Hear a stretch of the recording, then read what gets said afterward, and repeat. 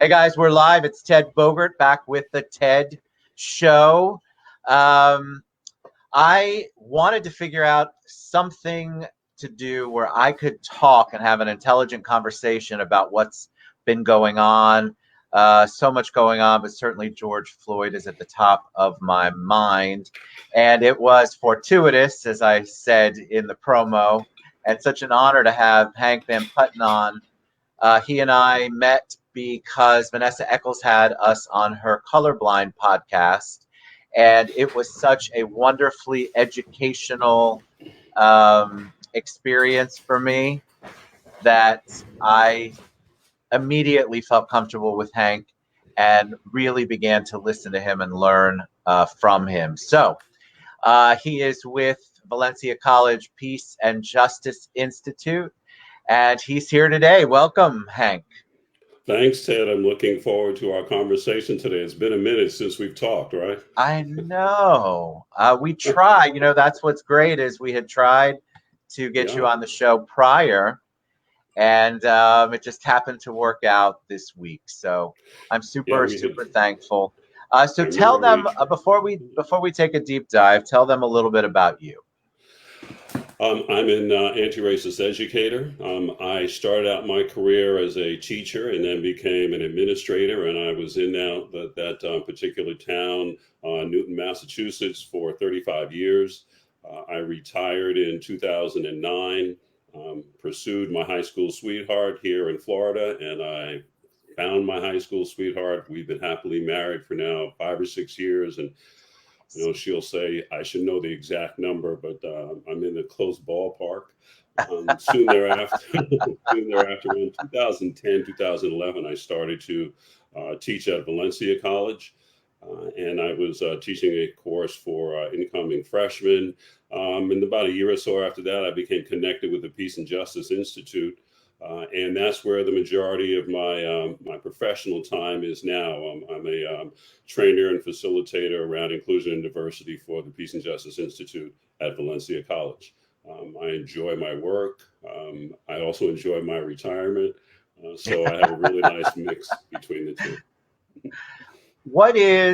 So until I went on the show with Vanessa, I didn't know Valencia had a Peace and Justice Institute. So Mhm. can you tell me a little bit about it? What is it? Why was it formed? And what function it serves in the community?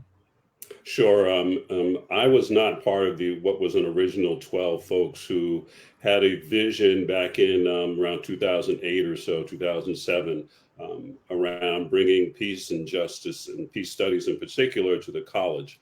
Um, I came on board, as I said, around 2010, 2011. And at that point, the majority of the work that was being done was on campus. But now the Institute, as it is, reaches out into the community, not only here in Central Florida, but also beyond out to other institutions of higher learning, as well as public education, and also nationwide.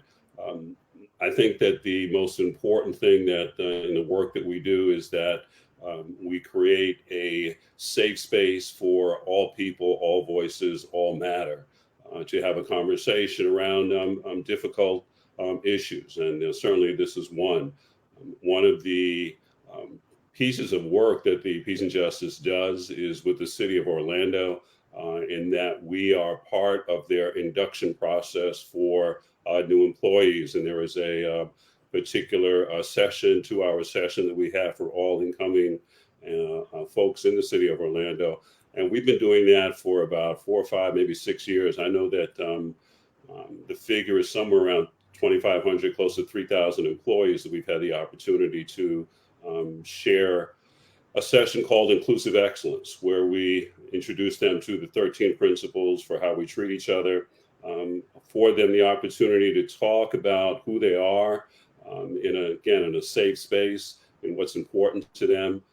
And then leave them with the charge of being able to take one of those 13 principles and put it into effect in their personal lives and their professional lives, because you can't do it in one place without the other.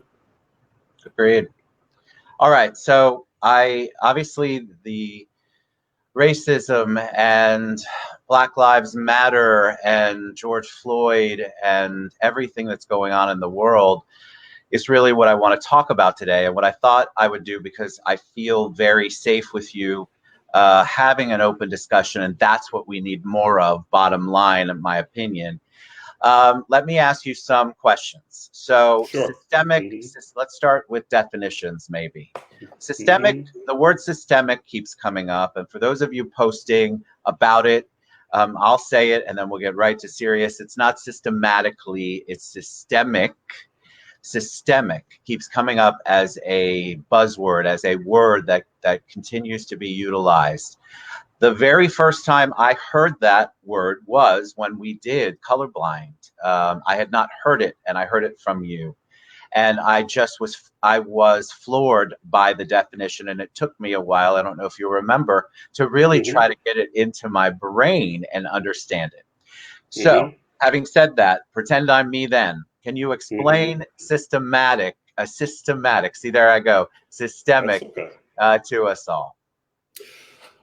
I'll explain that, and then I'll go a little bit deeper for you. There are systems of oppression that are in place that impact what we do each and every day. Now, that's a broad definition, and an even broader way to say it is a definition by Tom James Wellman, that racism is a system of oppression based on race.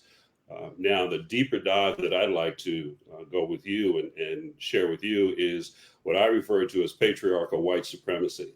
Now, when people hear the phrase white supremacy, what comes to mind for them and people envision are folks with hoods on, folks carrying torches, folks spouting the N word, Nazi symbols. Um, but patriarchal white supremacy, for me, means that white men have been in charge all along. And this doesn't just mean at this point in time in history. I mean over a period of decades, centuries, and going back probably as far back as when folks first set foot on this land. Now, patriarchal in that men are in charge and they are making the decisions. Yes, there are, people will see folks who represent different folks of color who may be in positions to make decisions. Um, Patriarchal white supremacy has to do with folks who are in charge all the time. And by white supremacy, if you look at who is well, I'll take the NFL for example. Who are the owners of the NFL that make decisions? Who are the owners of Major League Baseball who make decisions?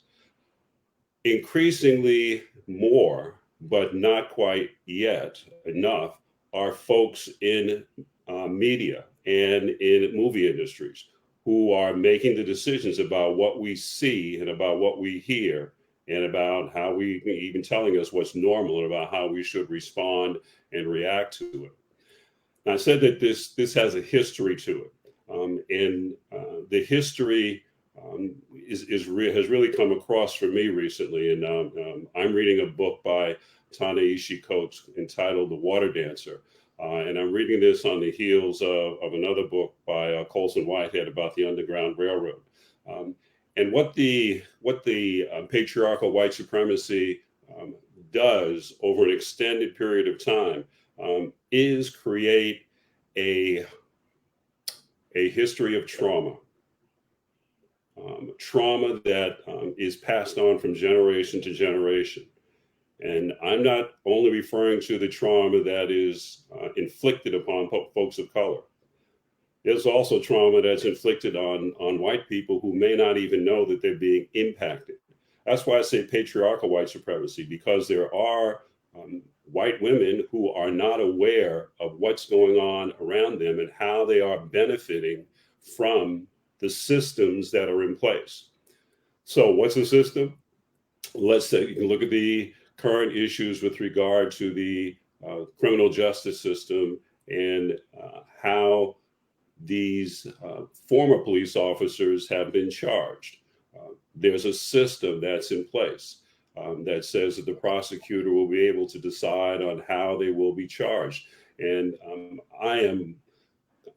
I'm not going to say 100%, but I am very confident in saying that the prosecutors originally did not want to pursue what was clear and right before our eyes to see.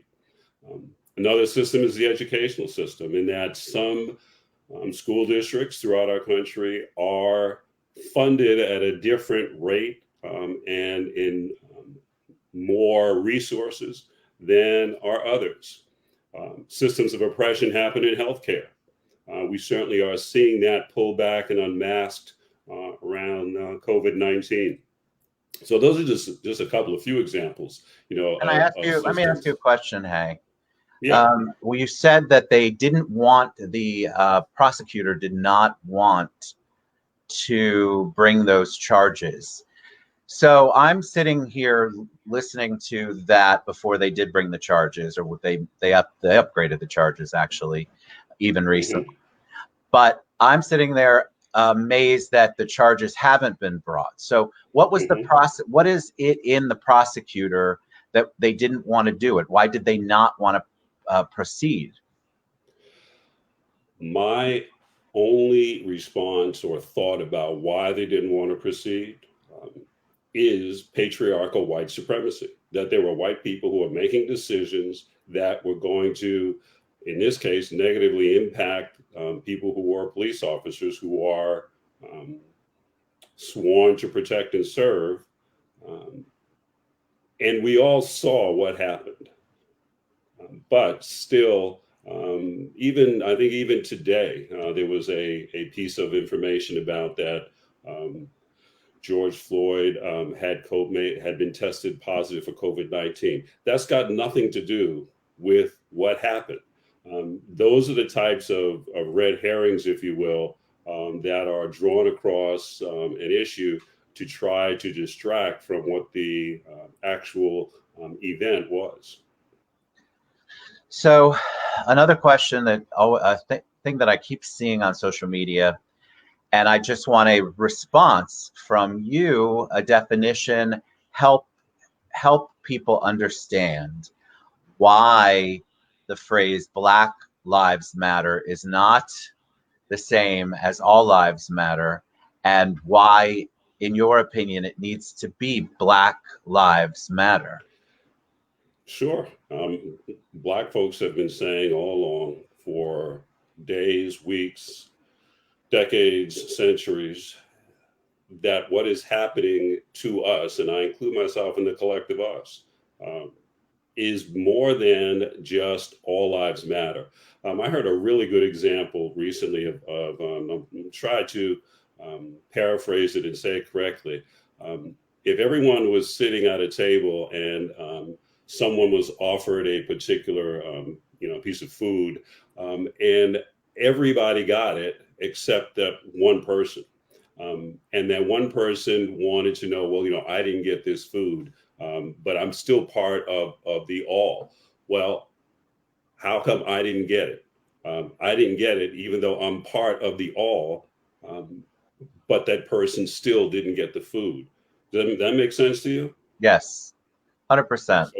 So again, it's about, and I say this in education, it's about having a bigger table, and not only a bigger table, but more seats at the table and an opportunity for everybody to be able to eat from the table and eat in the same way and have the same portions afforded to them.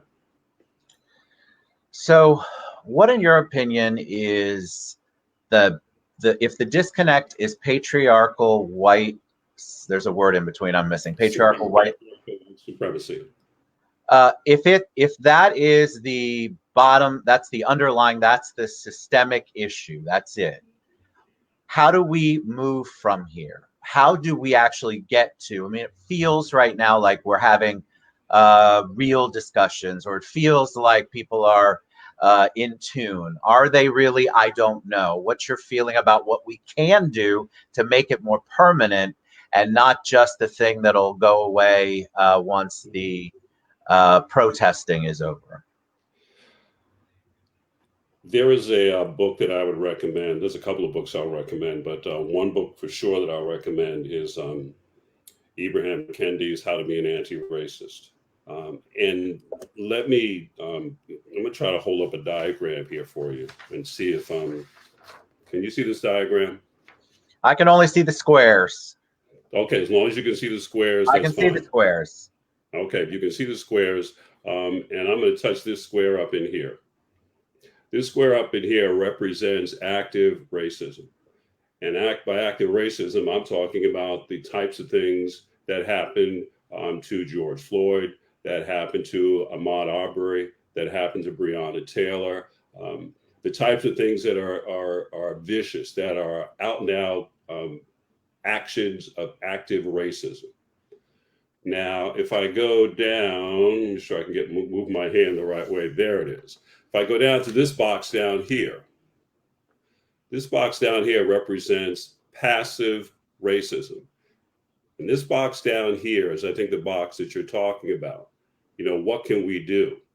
Oftentimes folks will say, well, you know, I have Black friends, and I talk to folks, and my children, play with Black friends. But folks down here, when something happens up here, are oftentimes silent. And what that silence right here allows this to continue to happen. So what are we at? What do we need to do? Let me see if I can get my hand over to the other side. There we go, over to here. There I am, that box right there. That box is the anti-racism box. And is a box where folks are speaking out, they're educating others, and they're getting involved. They're taking deliberate and intentional steps toward working against racism. And one of the things that Kendi writes about in his book is the intersectionality that happens in this box. Because it's not only about race, but it's about race when it intersects with gender. It's about race when it intersects with issues of LGBTQ. It's about issues of race when it intersects with economics. It's about issues of race when it intersects with religion. It's about race, when it intersects with economics. The active anti-racism box is a hard place to be because you have to do something. You can't just be passive and be quiet, because sometimes folks want to be in this box. And this What's box that down, box? that box is an oxymoron, because that box, in defining it as passive anti-racism, does not exist. You cannot be passively anti-racist. You have to take deliberate and intentional steps each and every day. What did I do today? Well, for example, what we're doing right now is an active strategy. If you were to just say, well, I was talking with Hank and he said such and such and such, and that was the end of it. That's not getting involved. That's not educating other people. That's not going to the next steps.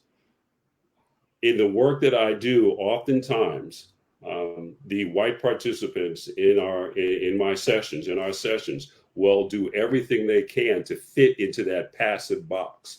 They will offer many examples of, well, I donated to this. Well, that's fine. Well, what else did you do besides donate? They will say that, well, I helped a person, I opened up a door for a Black person. Okay, what else did you do beside that?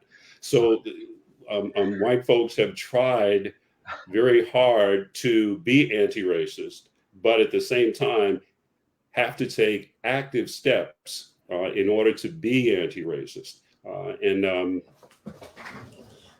Here's the book. Oh yeah, here we go. Okay. How to be anti-racist. How to be anti-racist. And I would also say that for those folks who identify as white in the audience, I'd encourage you to read this, White Fragility by Robin DiAngelo. And if you're looking for other white resources, Tim Wise is another great person to listen to and to read from. Who holds no punches back? I'll say that right out in front. Tim Wise is very upfront with white audiences about what their role is. All right, so let me ask you about curfew. So lots of different opinions on curfew. Um, some people say it's stopping First Amendment right. Some people say it's to protect the stores downtown that could be looted. What's your thought on curfew? That's a good question. That's a hard question. I think that first and foremost, people want to be safe. And by and large, the protests and the demonstrations have been peaceful. There are folks who want to create havoc and want to create the atmosphere that this really isn't worth all of our time. And we need to continue to try to upset the apple cart in such a way that what happened to George Floyd and what has happened to so many other African American men and women won't seem as important. But we all know that it will continue to be important. Do I think that a curfew should be imposed? I think that, and again, this is you asked me.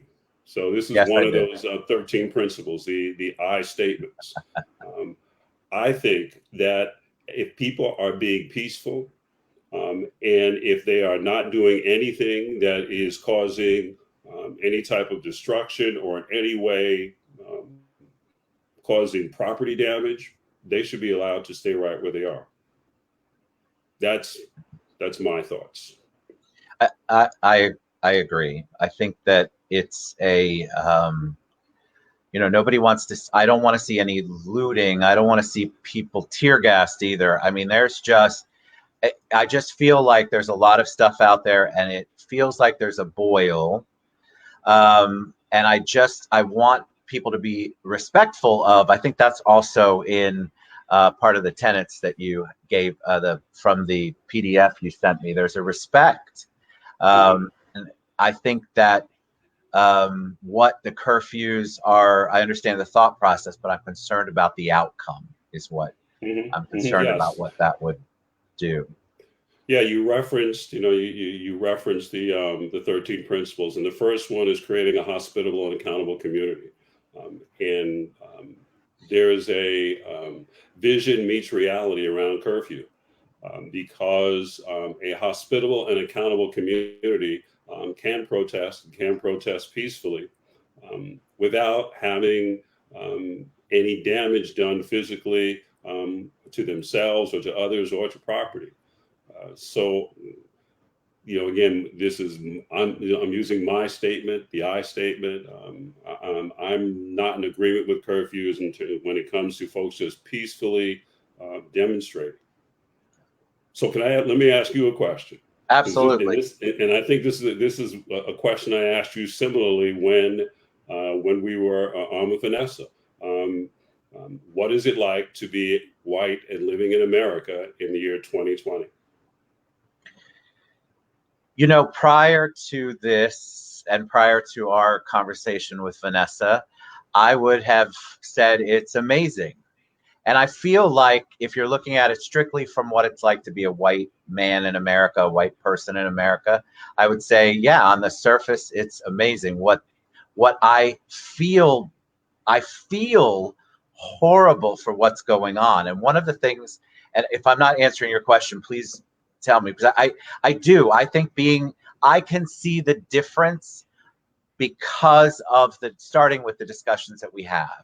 I 100% believe that I'm treated differently. So one thing that you educated me on when we started talking about systemic and what it was like, I think you actually might have asked me, what is it like to be white privilege? We talked about on that show. And at first, I think you might remember, I was taken aback because I didn't consider myself to be part of the white privileged.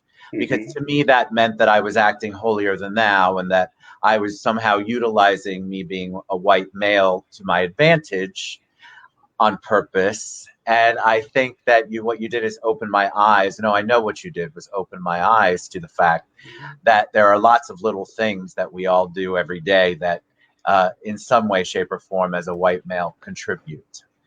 Um, did I answer your question?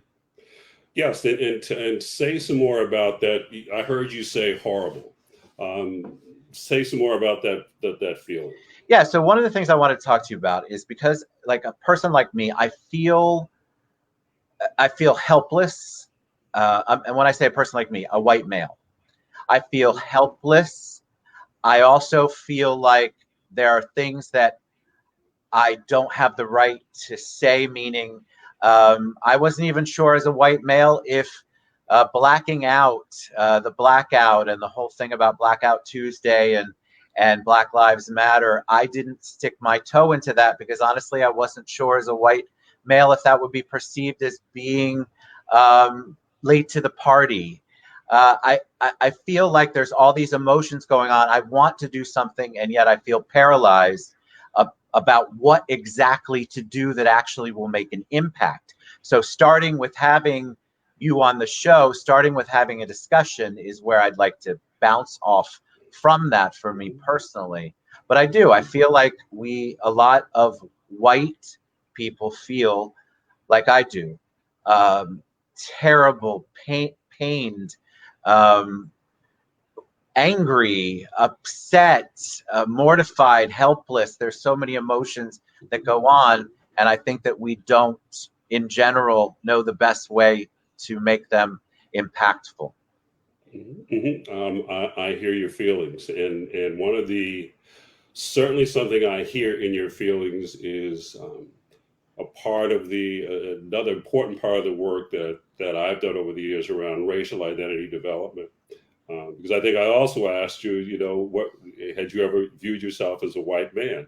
Um, and again, that came as a surprise and as a something that had never, really been talked about a lot. That's the patriarchal white supremacy. We never, we don't have to talk about that. We don't have to talk about that. So when you say that, that you feel bad and that you feel horrible, and there's a particular point in the identity development of white people where they have those exact same feelings, where their world is turned upside down. My goodness, as you watch the protests and and you see the numbers of white people who are coming out and saying enough is enough. Right. I'm getting emotional even thinking about it. Excuse me. But white people, when they reach that point, they have a choice. They can either go back to where it's comfortable, and that comfort is patriarchal white supremacy, or they can push forward and redefine what it means to be a white person, in this country. And as I listen to your feelings, that's what I see you wanting to do. You're not, and correct me if I'm wrong. You're not comfortable with the way that white people are being defined right now. And Uh, so now, what do you do? right. Well, one thing is reading Robin DiAngelo's books, so you can find out some more about, what this patriarchal white supremacy and how white folks have really been in charge and making decisions for people who didn't look like them. But then take those feelings and find other white people to talk with, and find other white people who are like, this has got to stop. We can't keep on going. Excuse me, this is very emotional for me. I know. I've got, I have children, I have grandchildren, I have great grandchildren. And I don't want them nor any of their friends to have to go through what we're going through right now. We've got an obligation to get into that speak out, educate others, and get involved box. And what can I do today? This is having this forum. You and I, is a great beginning. Folks may watch this and say, well, I'm going to do such and such and such. And some others may say, well, I really don't want to, as I heard you just say, I'm going to put my foot in, step into that water, dip into that. But the option of not putting your foot into it is passively supporting what's happening in that active box. Is passively saying, that really is okay. And although I'm not all for it, I'm not going to push back against it because there really isn't that much in it for me. And that's the lie that's been told. Folks of color have seen it, but that's a lie that's been told to white people as well. You stay over here where it's safe. You don't need to be going over there and dropping a rock in the water and causing ripples, and maybe even having someone become a little bit upset or the like. This work is messy. It is not easy. It is really hard work. And there are four guiding beliefs that I bring in this work. One is to stay engaged. Again, it's real easy just to say, all right, I sent a check and that's it for the year. But you have to stay engaged. When you see something, you have to say something. If you're standing in line, at the deli counter, 6 feet apart as we are now, and someone else, and you as a white person, that there's a person of color who's before you, and the person behind the counter turns to you and said, "Can I help you?" It's your responsibility there to say, "They were next. This person was here before me." Those are the small little kind of things that go a long way, to change it, to bringing about change. It's also important to expect to experience discomfort. I apologize for some of mine coming across. This is something that's going to cause discomfort. And that's not to say that I wish discomfort on folks, but understand that this system of patriarchal white supremacy has been in place for so long that whenever we try to change it and go back in the opposite direction, there's a lot of pushback. So you can expect to experience some discomfort. You can expect that there's going to be a lack of closure. This conversation you and I are having over these 30 minutes, this is just a beginning or a part of. This isn't all just going to be tied up into a nice little neat knot. And okay, everything is fine. They'll have the funeral later on today, and then we'll go back to the way we were. No, that's not what's going to happen. And fourthly is to speak your truth. And sometimes your truth may be a little bit different from my truth. That's why one of those principles is around being prepared for the unpopular answer. When the unpopular answer comes along, all right, now it's up to me to listen to that unpopular answer, to hear the feelings that are beneath those words, and then try to find that human connection between myself and you or whomever it is that I'm in conversation with, in such a way that, okay, we may not be able to agree on everything, but we know that what's going on isn't right. And we have to figure this out in a way that's going to be right for everybody. Now, before I came on, I was just scrolling through the news, and I saw where the quarterback for the New Orleans Saints, Drew Brees, has taken his words back from yesterday, where he had said that he still didn't understand why people were kneeling, and that he was still against people kneeling for the national anthem. And after 24 hours of folks pushing back and offering him some examples of why it's important, he's rethought the way that he has to respond. It's called felt, found, feel. I felt one way about something. I found out some new information. And now as a result, I feel completely different. And I got to really continue to stay uncomfortable with this feeling, because that's the only way that I'm going to continue to grow, and then I'm going to get up into that active anti-racism box and not just stay in the passive box. Love it. All right, Hank, what can I do? What can we do? Somebody who's watching, first steps, or how can they get involved in, can they volunteer for Peace and Justice Institute? What if somebody is watching, and I know they are, saying, I want to be proactive. I want to take whatever that next step is, whatever it is. where do they go resource-wise? How can we best help? There's a multitude of resources, and certainly I'll start with the Peace and Justice Institute. We we have a week. Actually, there are 2 weeks. One coming up in the week of June 21st, and another one coming up the week of in July, um, for a teacher academy, where we're going to explore identity, where we're going to explore privilege, where we're going to explore race. But even more importantly, where we're going to explore what are called the ACEs, adverse childhood experiences, and how those impact us, our children, and the children that we work with, and the children that we see, and how those adverse childhood experiences carry on into adulthood and impact our health in adulthood. We're going to talk about restorative practices. We're going to give the educators and the community members in attendance. And it's going to be virtual this year. The last couple of years, we were able to do it face to face, but certainly in these times, we're able to plan it virtually. Finding out how to attend and participate in one of those sessions, excuse me, that week-long session is certainly something. PJI has events going on quite regularly, and to go to the website. Beyond that, I think it's about educating other folks, but beginning with oneself.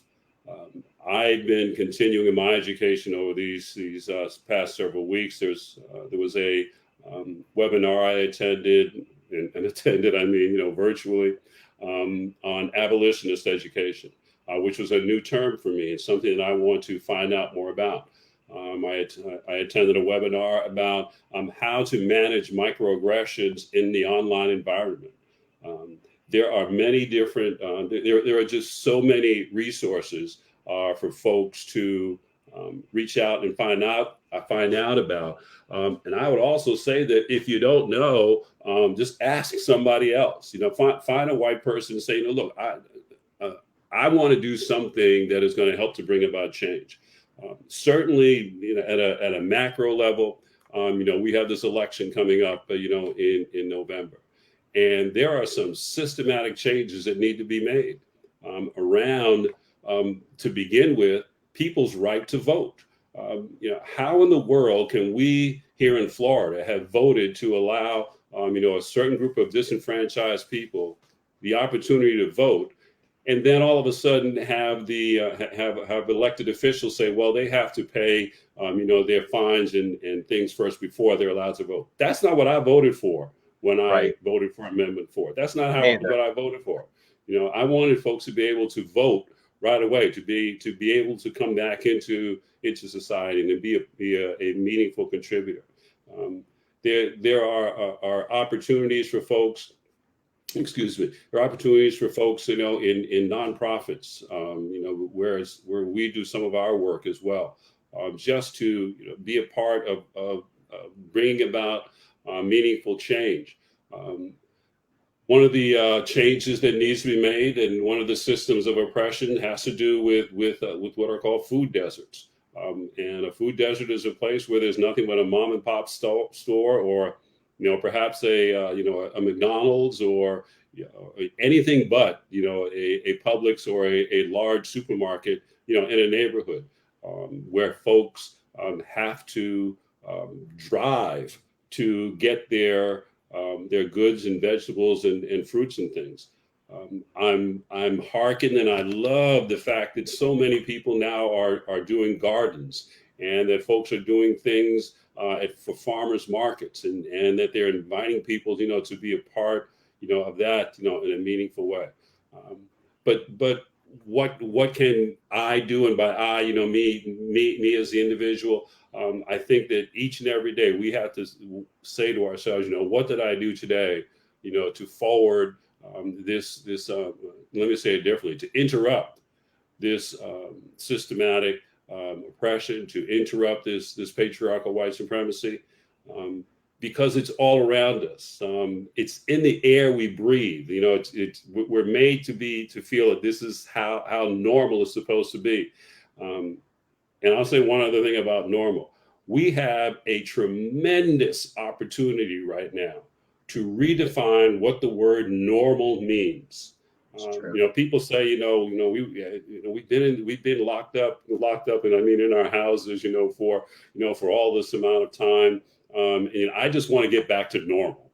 Well, normal for you wasn't normal for me. Right. And I'm saying that, in a general sense, and saying it as a person of color, saying it to you, as a white man.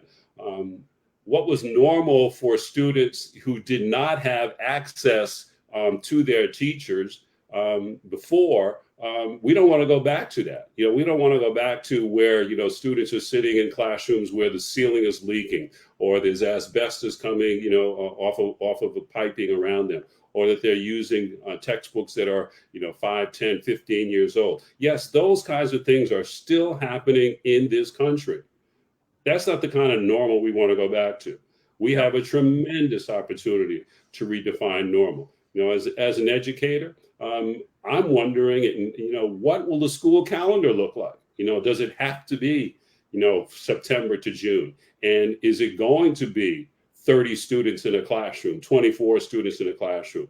And how are we going to ensure that everyone has equal access? And by everyone, I'm talking about students. How do all students have equal access in a way that they're going to be able to succeed in the way that we want them to succeed? All right. You have it. Hank Van Putten. That was really awesome. My brain, as usual, is going off in a million different directions. And yet I want it to be present. So I'm trying to bury all that for now, because I think that's what just being able to have a conversation is so important. So like Hank said, if you are not having a conversation, start by having the conversation, anything to move it forward. And I want to acknowledge all of the love across all the platforms, YouTube, LinkedIn, and Facebook, all sending you love, Hank, and I will tag you on every one of those and make sure you see them. Thank you so much for taking time out to listen and to share. I really appreciate it, friend. May I leave you with a thought? Absolutely, please. May you be well. May you be loved. May you be blessed. May you be joyful. May you be happy. May you be safe.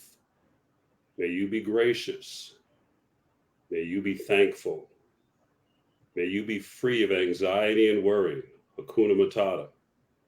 May you have a compassionate heart. May you be at peace. Thank you, Ted. Thank you so much, Hank. You guys, thank you so much for tuning in, watching. Reach out to either one of us. Obviously, I can get you to Hank, and I can get you the PJI, but he's also accessible. So thank you again, Hank. I appreciate it. Okay. Y'all have a great day. Have a great day, my friend. Thank you. Okay. Bye-bye. Bye.